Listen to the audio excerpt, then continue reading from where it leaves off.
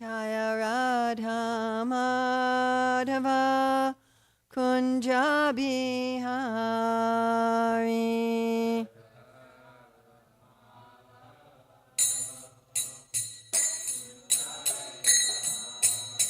Jaya Radha Madhava Kunja Bihari.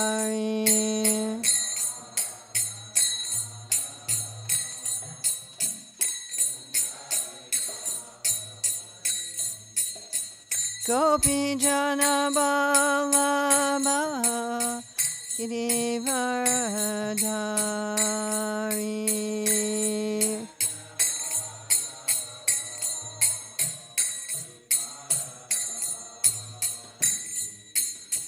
Gopi Jana Ballabha Girivardhari.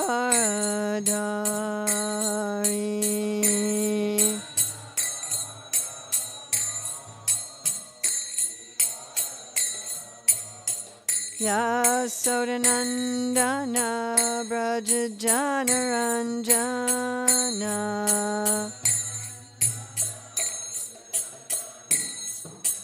Yasodanandana Braja Janaranjana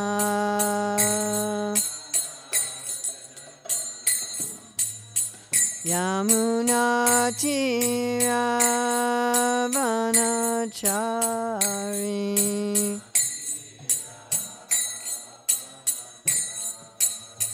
Yamuna Tiravanachari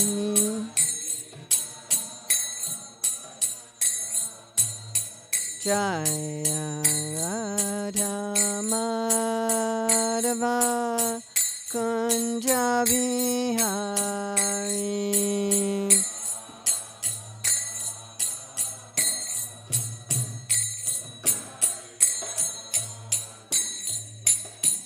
Gopi Jana Ballabha Girivardhari.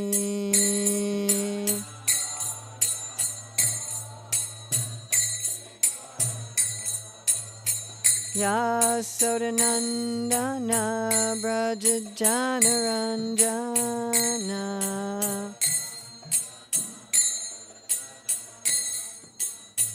Yamuna Tiravanachari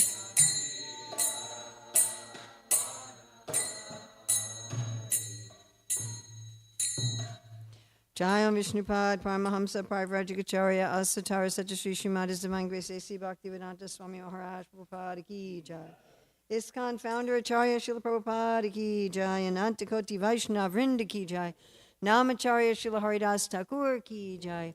Prem Shri Kaho Shri Krishna Chaitanya Prabhu Nityananda. Shri Advaita Gadadhar Shivasadi Gaur Bhakta Vrinda Ki Jai. Shri Shri Radha Krishna Gopinath Shai Mukunda Radha Kunda Giri Govardhana Ki Jai.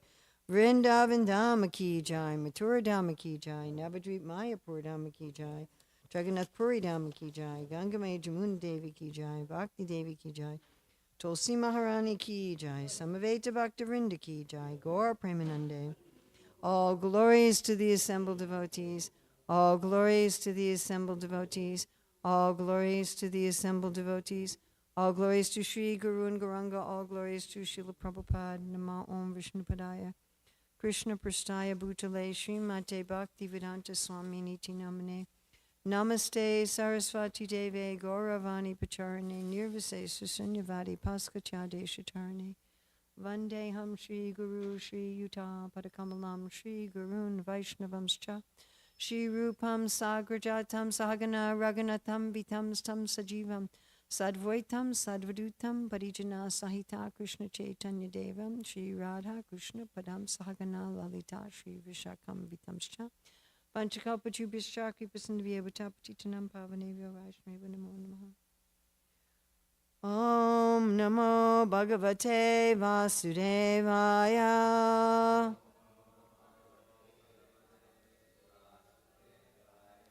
Om Namo Bhagavate Vasudevaya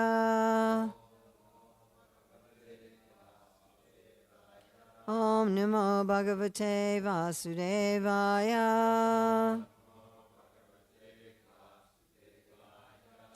August 5th, 2024, in Hillsborough, North Carolina, New Goloka. Going to read from Srimad Bhagavatam, Chapter 10, Canto 10, Chapter 53. We're going to read 2 verses, 30 and 31. So, text 30. Tasya avedayat praptam shashamsa yadunandanam uktam cha satyavachanam atmopanayanam prati. Please chant.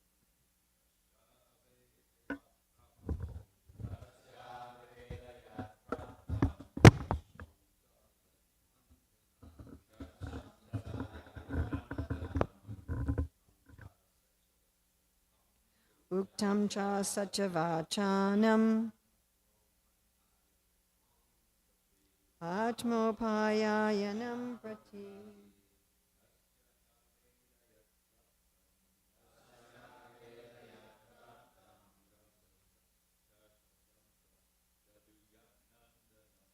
Chasamsa yadunandanam atmopanayanam prati. Atmopanayanam prati.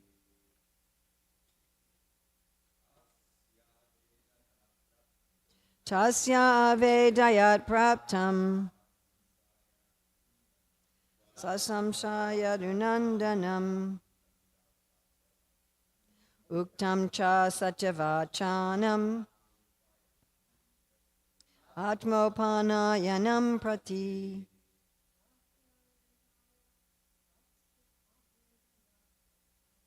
Tasya avedaya pratam shashamsaya dunandanam uktam cha satyavachanam atmopanayanam prati. Tasyaha, to her, avedat, he announced, praptam, as having arrived, shashamsa, he related, yadunandanam, Krishna the child of the Yadus, uktam, what he had said, cha, and satya, of assurance, vachanam, words, atma, with her, upanayanam, his marriage, prati, concerning. BBT translation. So this is the Brahmana coming to see Rukmini, who's in anxiety. The Brahmana announced to her the arrival of Lord Yadunandana and relayed the Lord's promise to marry her. There's no BBT commentary. I'm going to go on to the next verse, and then I'll read the commentaries for the Acharya's commentaries for 30 and 31 at the same time. So 31. Tam agatam samagnaya vaidarbi ristamanasa na pashyanti brahmanaya priyam anyan nananmasa. Translation: Princess Vaidarbi was overjoyed to learn of Krishna's arrival. Not finding anything at hand suitable to offer the Brahmana, she simply bowed down to him. So I'm going to read what Srila Prabhupada writes in Krishna book.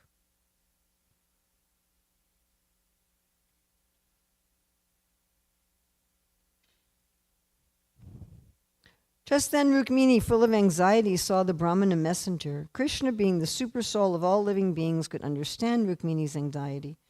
Therefore he sent the Brahmana inside the palace to let her know that he had arrived. When Rukmini saw the Brahmana, she could understand the auspicious trembling of her body and immediately became elated. She smiled and inquired whether Krishna had already come. The Brahmana replied that the son of the Yadu dynasty, Sri Krishna, had arrived. He further encouraged her by saying that Krishna had promised to carry her away without fail. Rukmini was so elated by the Brahmana's message that she wanted to give him in charity everything she possessed. However, finding nothing suitable for presentation, she simply offered him her respectful obeisances. The significance of offering respectful obeisances to a superior is that the one offering obeisances is obliged to the respected person. In other words, Rukmini implied that she would remain ever grateful to the Brahmana. Anyone who gets the favor of the goddess of fortune, as did this Brahmana, is without a doubt always happy in material opulence.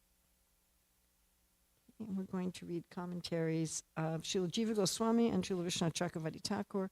So Srila Jiva Goswami's commentary to text 30, which is the Brahmana telling Rukmini that Krishna had come.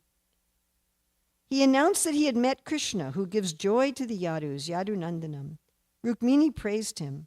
Or the Brahmana announced that he had met Krishna, that Krishna had come, and what he said, and praised Sashamsa Krishna. Or the Brahmana described Samsamsa Krishna, that he had come, and what he said. And Srila Rupa Goswami's commentary to text 31, which is where Rukmini is so pleased and she wants to give everything and she offers obeisances. Understanding with certainty, some agnaya, that Krishna had come, in an excited mood. She did not see anything suitable to offer the Brahmana. Using na pasyanti instead of apasyanti is poetic license. Later, she gave him many gifts.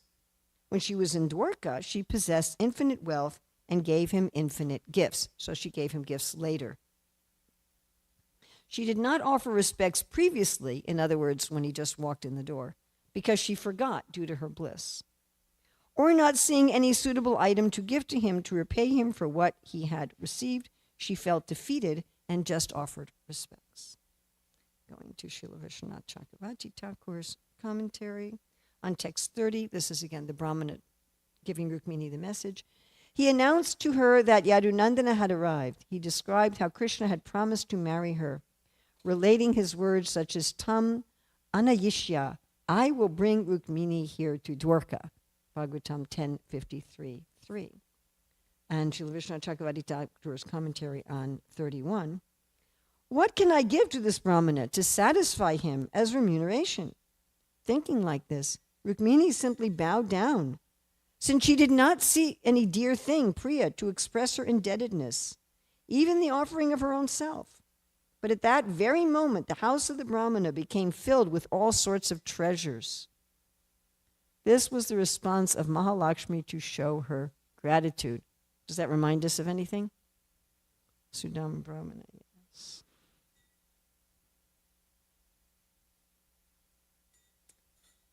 Tasya avedayat praptam shashamsa yadunandanam uktam cha satyavachanam atmopanayanam prati.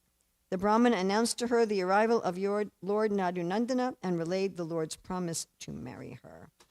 Tam agatam samagnaya vaidarbi ristamanasa na pasyanti brahmanaya priyam anyad nanamnasa.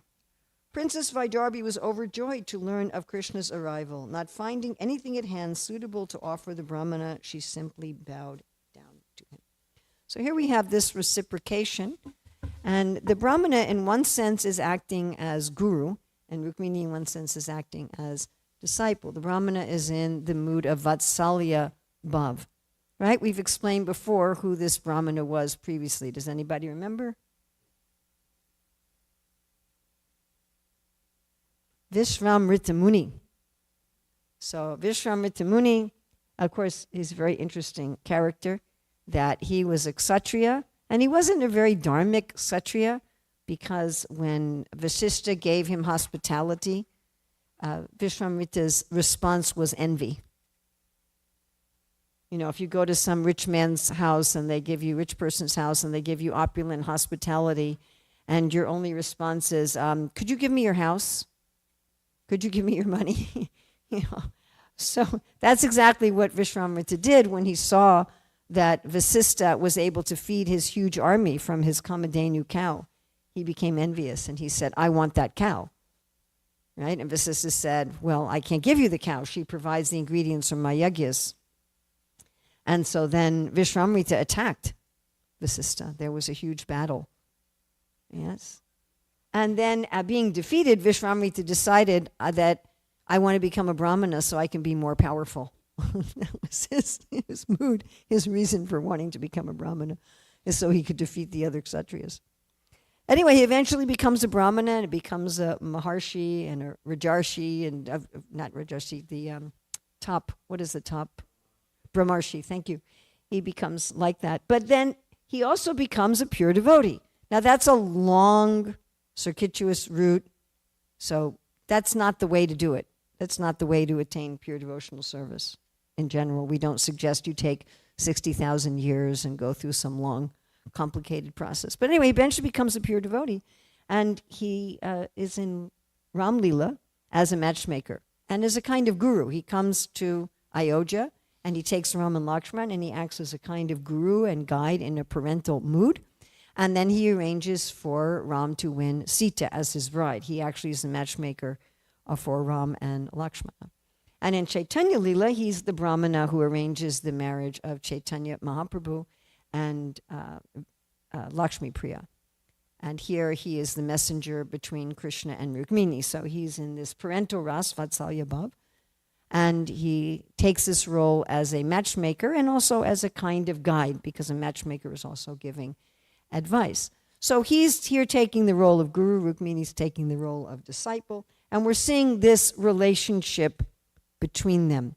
And this is a very important, this loving exchange, that in devotional life, we don't just take, we also give. This is the 6 loving exchanges are really 3, food, confidences, and gifts. And in each, there's a giving and receiving. There's not just receiving, and there's not just giving. Okay, so what does the Brahmana give? So he's giving the message of Krishna as it is. Right? And this way, he's definitely acting as guru. So Rukmini's in anxiety. Yes, Santosh Prabhu was describing yesterday so nicely about Rukmini's anxiety. And it was interesting hearing him talk about this. Anxiety made me peaceful about my anxieties in service. Is that a contradiction in terms? That we feel so much anxiety all the time in service. How are we going to do this for Prabhupada? How are we going to do this for Prabhupada? How are we going to do this for Prabhupada? Oh, I've tried to do this and it hasn't worked. What else can I do? Can I do it another way? Can I do it another way? And to be peaceful about one's anxieties.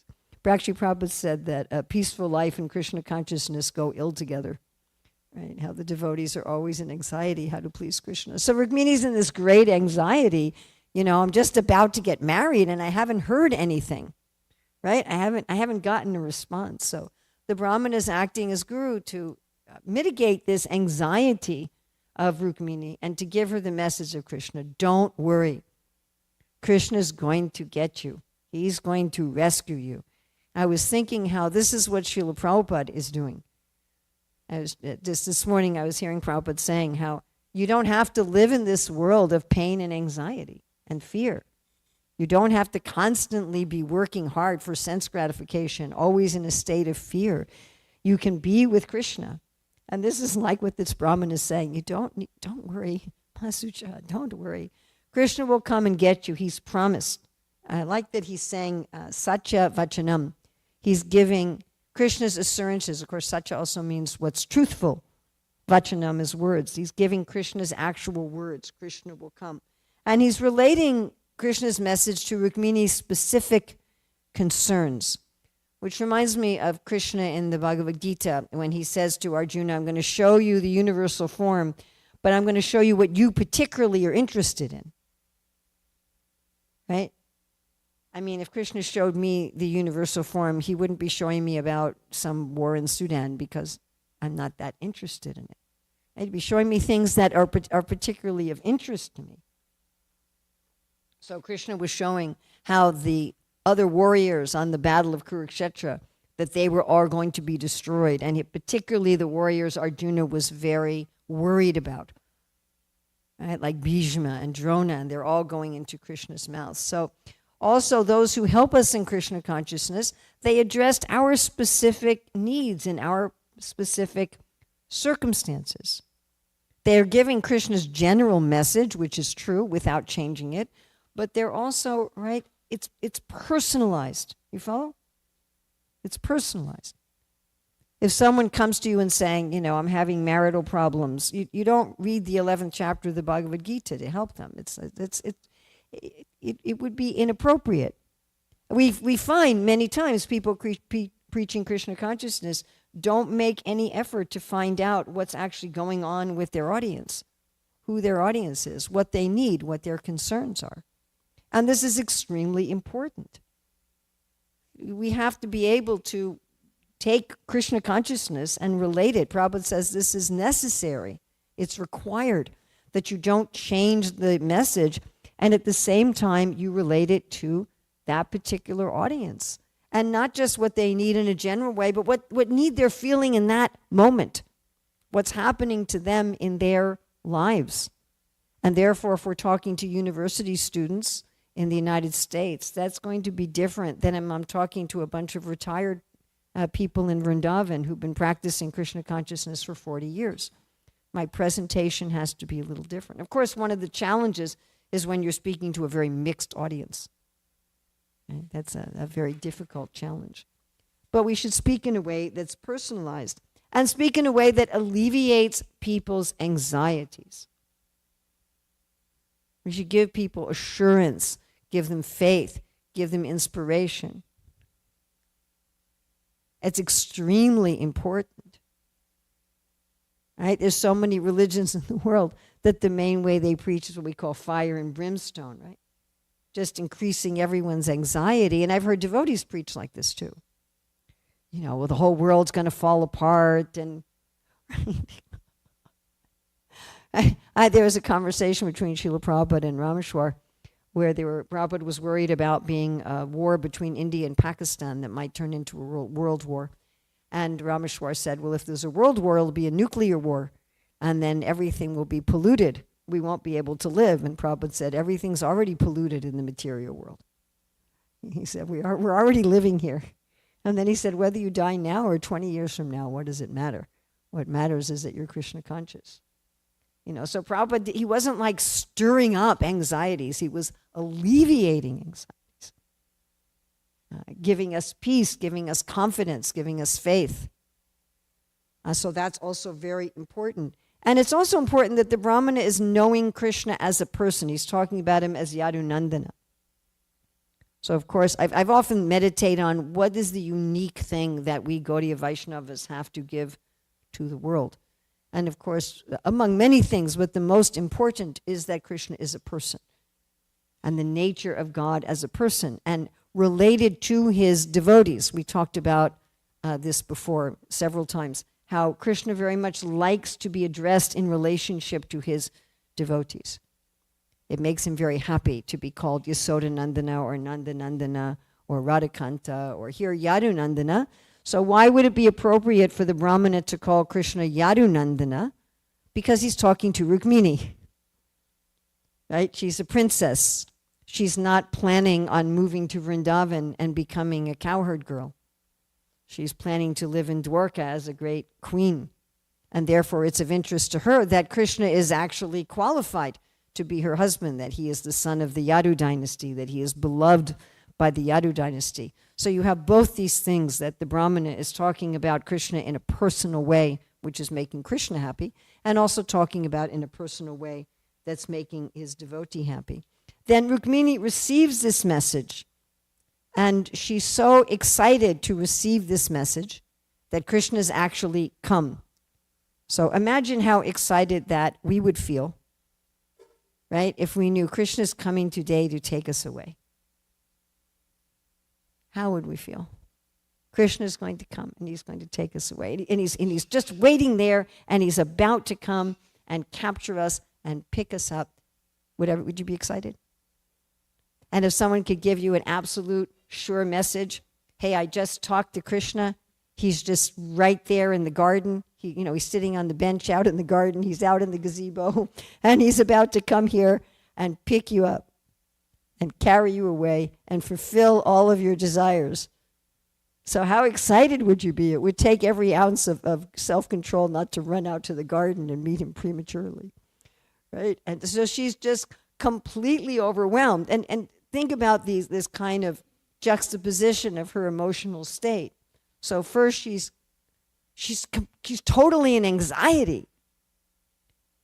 Everybody's here, all the armies are here, Shishupal's father's here. Remember we talked about Shishupal's army, Shishupal's father's army with all the crazy elephants? That they're all here. And they're going to capture me, and I haven't heard from Krishna, and what's going to happen? And am I going to be forced to marry Shishupal? What am I going to do? I told Krishna I wouldn't marry Shishupal. I would just do austerities. Am I going to have to run away? And what am I going to have to do? Where am I going to go? And this fever pitch anxiety, right? Our acharyas often describe this anxiety of the devotees in separation, right? And Srila Rupa Goswami, in describing each form of love of God, each taste of love of God in the different rasas, talks about union and separation, union and separation. And the descriptions of this separation and anxiety about not seeing Krishna and anxiety about separation from Krishna is so intense that the devotees sometimes almost die. And we, of course, see in the pastimes of Chaitanya Mahaprabhu how Chaitanya Mahaprabhu would exhibit these extreme emotional ecstasies and separation, isn't it? I mean, really extreme. That his limbs are separating, and the fisherman thinks that he's a corpse, or his limbs are withdrawing in like a turtle, right? Or he's just got tears coming out of his eyes like syringes. I mean, just very extreme separation anxiety. So she goes from that to, Krishna's here, to this extreme joy. Right? I mean, materially, I'm sure we've had something like this where we were really, really in anxiety about something and really worried, and then it was just relieved. Yes? Oh, it's going to be okay. But that on a material level, but take that to the spiritual level. And of course, both of these are different varieties of bliss. So she's just so happy, and she wants to give some reciprocation to the Brahmana. And of course, she's thinking, I should give him everything. I should give him everything. He's given me Krishna. What should I not give him? And she just looks around and she's like, there's nothing here that I want to give him. So I'll just offer my respects. But of course, as soon as she offers respects, because she's Lakshmi Devi, then he actually gets all material opulence. And of course, he already has all spiritual opulence. So this should be our mood towards those who help us in Krishna consciousness. That we want to give them everything, whatever we possess, whatever our, so-called material, our intelligence, our money, our time, our energy, our care, whatever, our connections. And we want to give them our life and soul, everything. To those who give us Krishna personally and to give us eternal life with Krishna, we want to give everything to them. I mean, this is a basic etiquette. We ask people to give everything, and we also give them everything. It works both ways. The Guru is giving everything. It's not that Prabhupada's just asking us to give everything. He's also giving everything. You understand? Yes. It's both ways. Of course, with Krishna, it's very interesting. If we give everything to Krishna and Krishna gives everything to us, that everything is very different. My quantity of everything is meaningless, really. And his quantity of everything is really everything. And of course, my everything that I give to him was already his. But still that mood, that Krishna, I'm giving you everything, and Krishna is giving me everything. So we want to give something dear. The word here is priya. She's looking for something dear to give. So we find sometimes when people give, they give something useless, yes?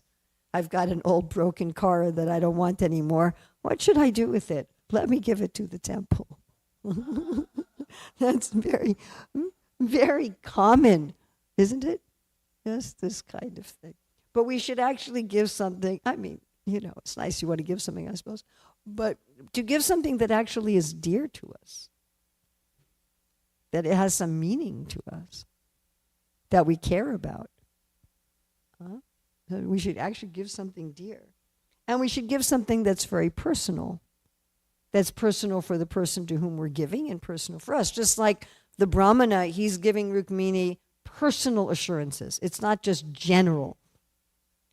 Krishna's Yadunandana, and he's right here. He's right outside the city. He's going to accept you. It's very personal. So also when we give people things, it should be personal. Right? I've told these stories before about, sometimes when I'm traveling, people give me gifts, and sometimes these gifts are very odd.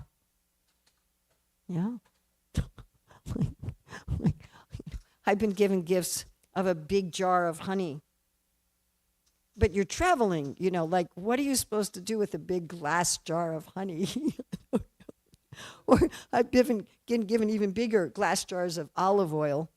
That's happened twice. And I'm thinking, do people really think I have like a stove in my suitcase? What am I going to do with these? And one of the most bizarre gifts I was given was a framed picture of the local deities, and the picture was like this big with this huge, it was like as big as that picture of Radha Krishna, and the frame was bigger and it was covered in glass. And they did it in front of everybody at the temple, so I think it was, the purpose of them giving it was a little different than giving it. But I'm thinking, what am I supposed to do with this? So we should give people gifts that are personal. We should reciprocate with them in a way that is personal, which means we have to know something about them. We take the time to actually have it be a personal relationship. So we should give to Srila Prabhupada what Srila Prabhupada wants. That means if we're going to give everything to Prabhupada, we get to know Srila Prabhupada. What is it he wants? What is it he desires? What will make him happy? What does he talk about over and over again? Give him that. Don't give him something that he's going to look at it and say, what do I do with this? Well, thank you for the sentiment of giving it to me, but what will I do with this? And we should be giving with gratitude. Not officially, right? There's different ways of giving. There's the disrespectful giving, inappropriate things disrespectfully. That's in Tamagun, and then there's in Rajagun, where you give things externally respectfully, but you're calculating. It's a calculating, resentful kind of giving. Or in Sattva, where you give appropriately for your own satisfaction. But one should give out of genuine gratitude, out of genuine appreciation. And really, the disciple feels they can never repay the guru. That even if they give everything, it's impossible. It's a debt that can never be repaid, that you just want to keep, that the guru keeps giving and giving, and one feels like that. And of course, we should give according to our means, whatever we have. So, Sudama Brahmana didn't have anything to give at all. I mean, nothing. He had to even, beg something from a neighbor in order to give anything at all. But Krishna took that as very valuable. If you were some billionaire and you gave some chip rice, then Krishna wouldn't think that that was so valuable. So these are the loving exchanges among the devotees that are going on in Krishna's pastimes that give us some idea of how we should do loving exchanges. And we should be acting in both of these capacities. We should be acting like the Brahmana. We should be actually, Srila Prabhupada asked that all of us become guru. That doesn't mean that everybody has to give formal initiation, but the idea is that everybody should preach the message of Krishna according to their capacity. However you can do it, in whatever way, to whomever you meet, if it's just among your family members or among your coworkers or just as some friend or anything at all that one can do. And one should do that truthfully, without changing the message, in a way that's personal and in a way that's relevant to the person that you're helping. And when people help us, then we should also be grateful, and we should give them something in return. We shouldn't just take help from others without reciprocation. Yes, we should give them whatever we can give them. And this reciprocation, like Prabhupada writes about this in marriage, in terms of Kardamuni and Devahuti, that a reciprocation of service and love is the ideal of householder life. But it's the ideal of life, a reciprocation of service and love. And never the mood of, well, what are you giving? How can I get more from you? but gratitude and giving back always. So I don't always have enough time for questions and comments. But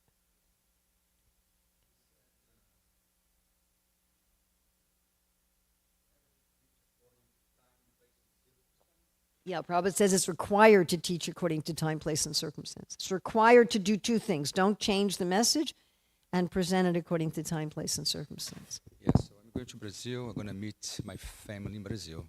Okay. They're not Hare Krishna, Okay. but they're very spiritual. All right. They do a lot of charity. Okay. So they know. Is it on? Is the mic on? Okay. Yeah. So how should I preach to them? How should you preach to your family? Actually, they have a very strong Catholic background. Very strong Catholic background. Okay. Well, I mean, I was just at 26 Second Avenue telling my Prabhupada stories the other day. And the story that I like to tell in that regard is what Prabhupada told my father. He said he was talking about myself and my husband. He said, they are loving Krishna and you are loving them, so two things equal to the same thing are equal to each other. So make sure you love Krishna and then get them to love you.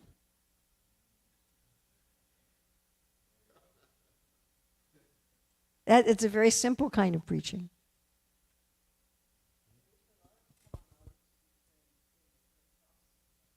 Between Bhakti and Catholicism, yes.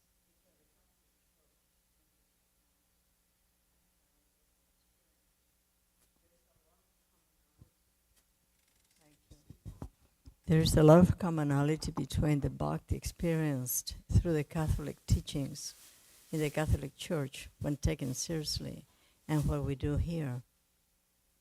So you need to find what is the common area where you can actually agree with each other.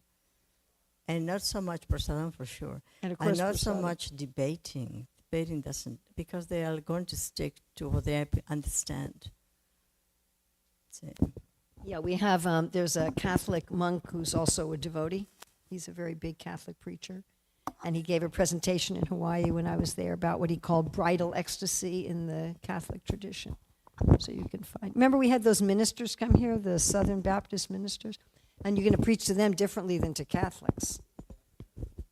But we worked on finding commonality. And Shamala Kishori, who used to be called Chintamani, she led a kirtan and they all were chanting. It was incredible.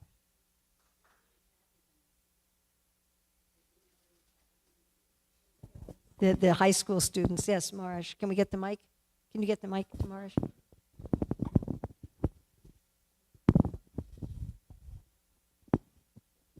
My personal experience in a situation like that is they should see how Krishna consciousness has transformed you into a first-class person. Then they will be impressed by you. Then they may ask questions about it. So first, wait and to see whether they're interested or not. Because, you know, from your question, it appears that your family is not so happy that you joined the Hare Krishna movement from the way you asked the question. So if they see it, like, you know, Prabhupada said, like if someone is married and the wife shows herself like really like chaste and loving and everything like that, the husband will begin to think, well, Krishna consciousness might have something to it. Yeah, I had that experience with my mother.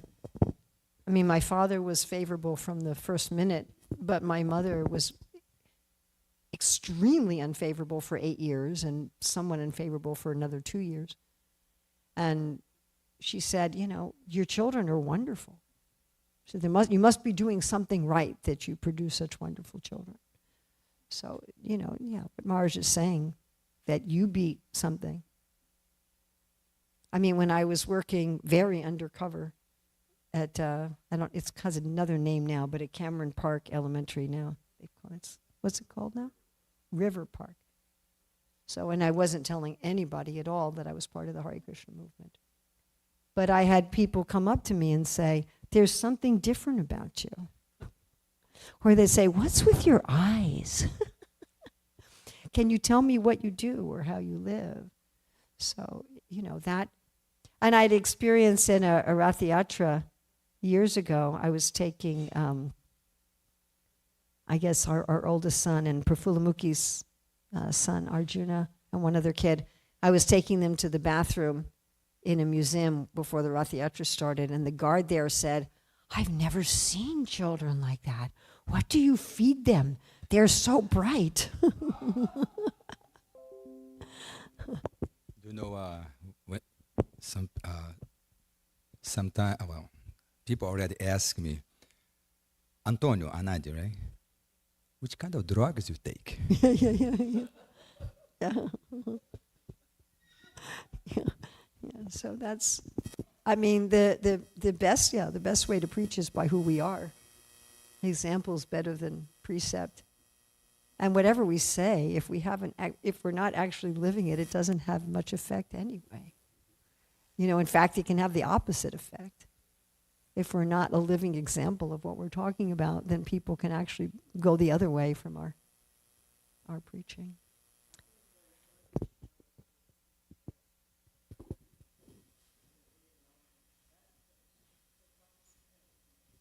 Rudrani was saying it's important to show we really love them. Well, I often talk about Krishna in Bhagavad Gita 12:13-20, when he says, what's very dear to me.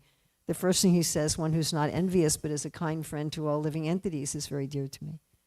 And if I can be kind to everyone to please Krishna, not be kind to everyone because I want to, I'm such a good person, then that becomes sattva or rajas. But if I'm going to be kind to everyone to please Krishna, and that,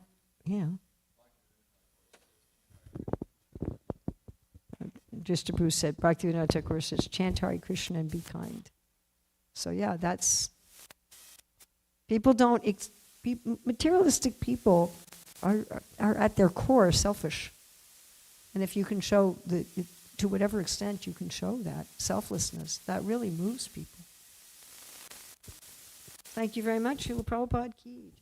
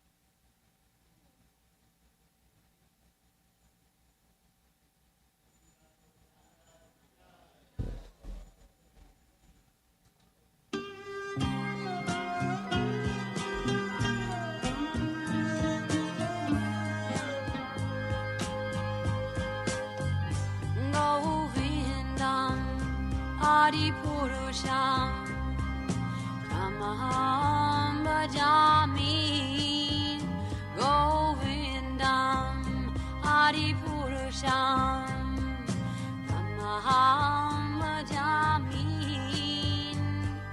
Govindam Adi Purusham Tamaham Bhajami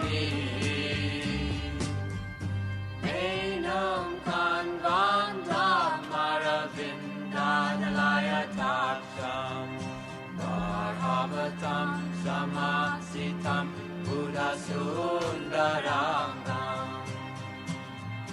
Kandar Agom Vidamaniya Vishesha Shobha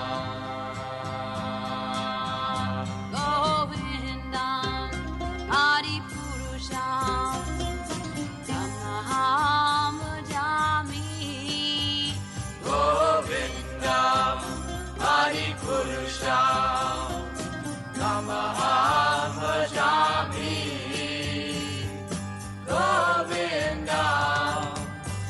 Adipurusham Tamaham Bhajami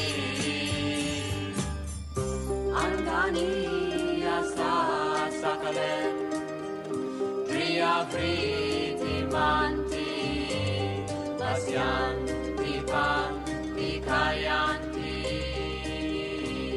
Jiram Naganti Ananda Chinmaya Sadhu Jala Vigrahasya Govindam Adipurusham Amaham Bhajami Govindam Adipurusham Amaham Bhajami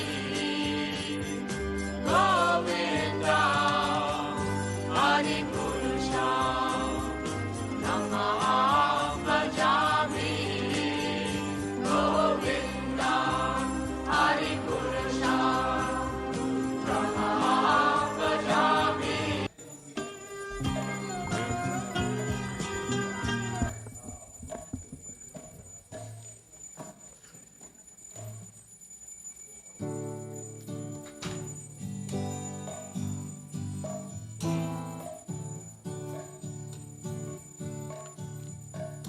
Namagam Vishnupadaya Krishna Prastaya Putale Shrimate Bhaktivedanta Sammaniti Namine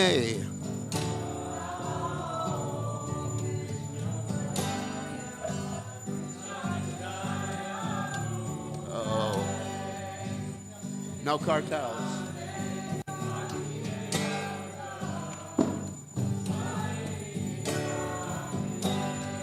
Namaste, Saraswati Devi, Gurmani Vachar, Nage, say Shah, Shunyavati, Batsya Jagati, Zatarane.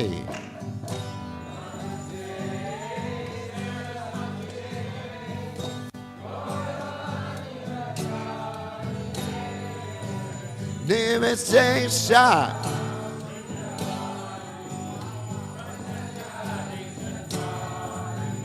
Jaya Shri Krishna Chaitanya Prabhu Nityananda Shri Advaita Gadada Siva Sade Gaurata Vrinda.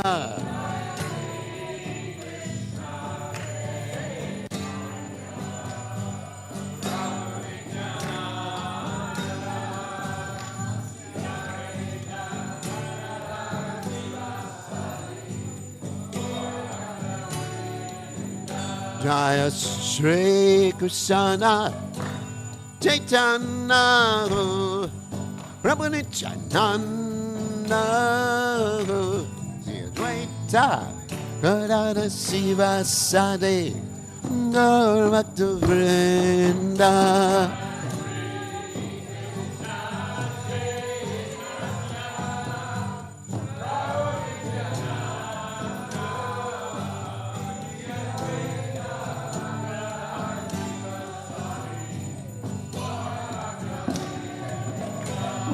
Shri Krishna Chaitanya Prabhu Nityananda Shri Advaita Gadada Siva Sade Gaurata Vrinda.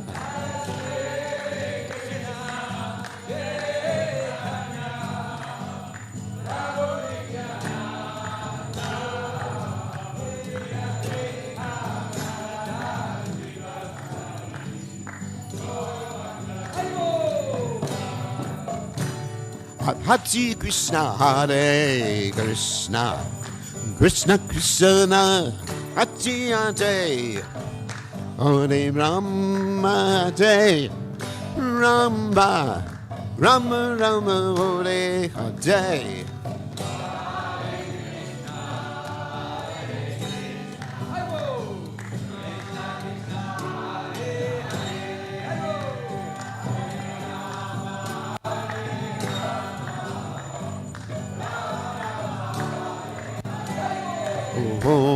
Hare Krishna, Hare Krishna, Krishna Krishna, Hare Hare, Hare Rama, Hare Rama, Rama Rama, Hare Hare.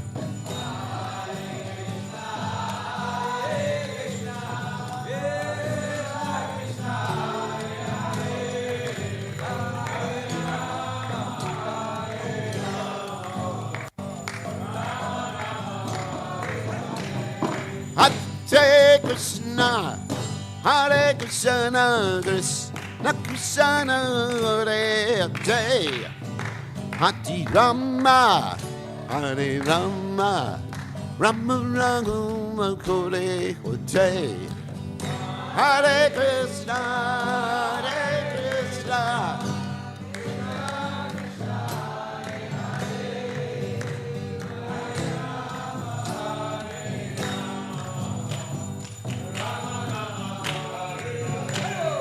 Hare Krishna, Hare Krishna, Krishna Krishna, Hare Hare, Hare Rama, Hare Rama, Rama Rama, Hare Hare.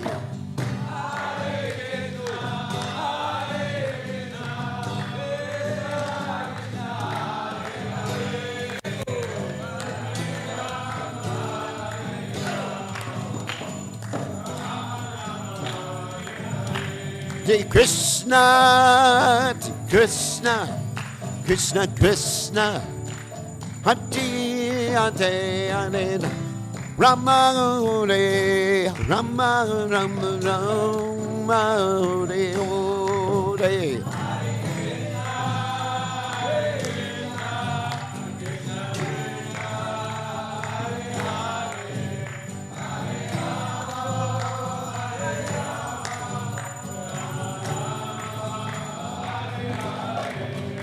Hare Krishna, Hare Krishna, Go Krishna Krishna, Hare Hare, Hare Rama, Hare Rama, Rama Rama, Hare Hare.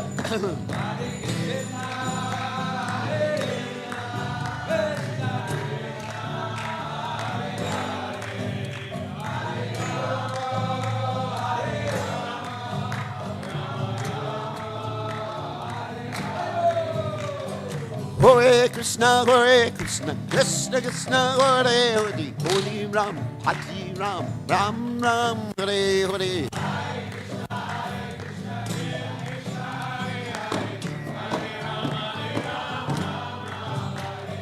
Hare Krishna, Krishna Krishna, Hare Hare, Hare Ram, Hare Ram, Ram Ram, Hare Hare.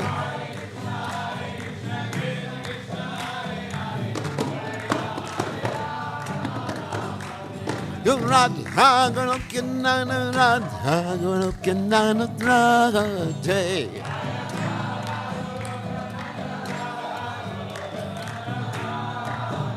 Radha Golokina, Radha Golokina, Radha Day.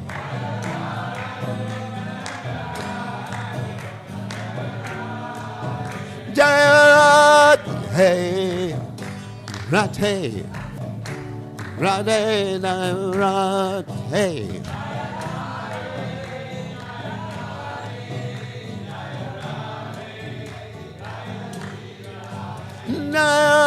Radhe, Radhe, Radhe, Radhe.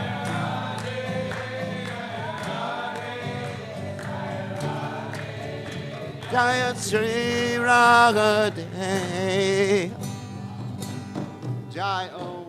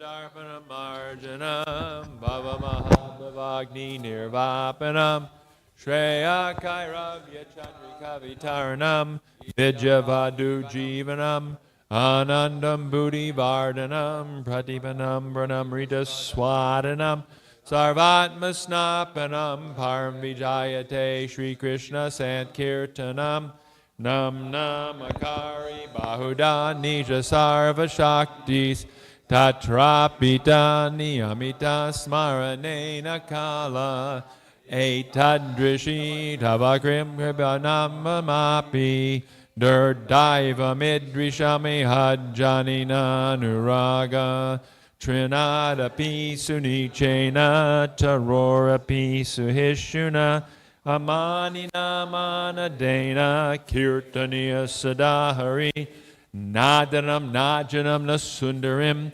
Kavitam Vajagadisha Kamaye Mama Janmani Janmani Ishvare Bhavatad Bhaktir Hoitaki Twai Ainanda Tanuja Kinkaram Patitam Mam Vishame Bhavam Buddha Kripayata Vabada Pankaja Stita Duli Sajashim Vachintaya Nayanam Galarshu Daraya Varanam Gad Gadurudaya Gira Pulakarnishitam Vapukada Tavanamagrahane Bhavishyati Yuga Yatam Namishena Chakshusha Bravashayatam Shunayatam Jagat Sarvam Govindam Virahename Ashlisha Vabadamritam Banastumam Adarshanam Marmahata Kurotuva Yatatava Vidadatulam Bato Mat Prananatastu Saevanapara. Victory to the Sri Krishna Sankirtan, which cleanses the heart of all the dust accumulated for years and his entire conditional life of repeated birth and death. This Sankirtan movement is the prime benediction for humanity at large because it spreads the rays of the benediction moon. It is the life of all transcendental knowledge. It increases the ocean of transcendental bliss and enables us to fully taste the nectar for which we are always anxious. O my Lord, congregational chanting of your holy name alone can render all benediction. And thus you have hundreds and millions of names, Krishna and Govinda. In these transcendental names, you've invested all your transcendental energies.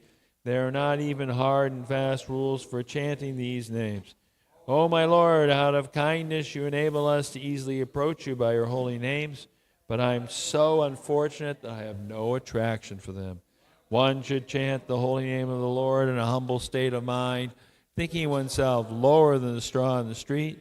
One must be in the tree, devoid of all sense of false prestige, and should be ready to offer all respects to others.